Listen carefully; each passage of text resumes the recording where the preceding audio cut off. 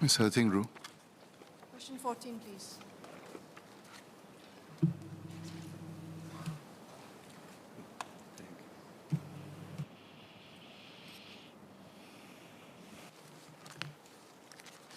Mr. Speaker, the COVID-19 situation in China is currently evolving.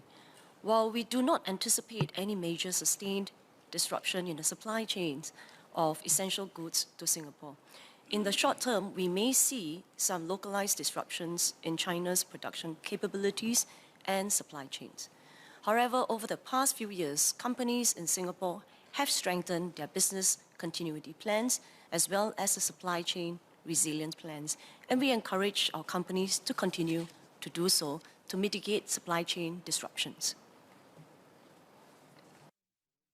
Sir Ting Ru.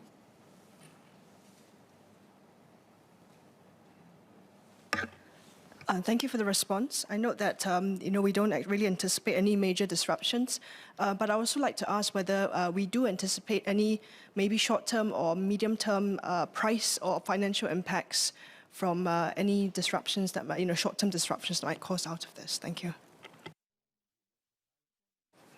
Mr. Speaker, I thank the member Ms. Ting Ru for a supplementary question.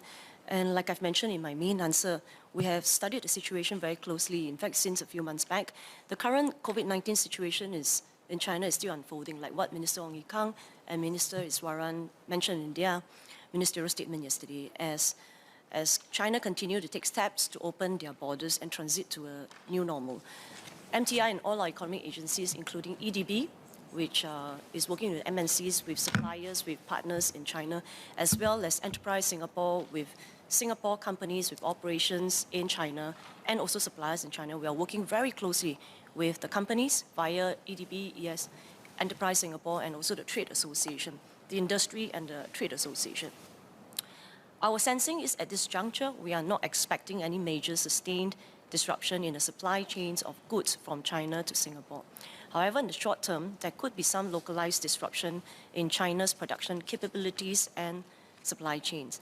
Now, maybe let me share a little bit that, for example, we work very closely with companies, with suppliers and operations in China, and they share with us that as they look into 2023, and as they look at the situation unfolding in China, they do not anticipate any major supply disruptions in China. Our key imports from China includes electronics, and that is not disproportionate to the world. Electronics, machinery, metals, and metal products, which are primarily used by the businesses in manufacturing and construction sector. And since early 2020, we've been working with these two sectors, in fact, with many other sectors, to future-proof themselves against supply chain disruption risk. And they have done a few things. They have, number one, strengthened their business continuity plans. They have also stepped up their supplier diversification and built up their inventory buffers to better prepare for any supply chain disruption. They share that they have prepared for such scenarios because just like in the last 3 years, from time to time, as long as any provinces in China, they detected any COVID-19 situation, they will be shut down. So they have prepared for such situations. So they are fairly confident that they will be able to tide through this period.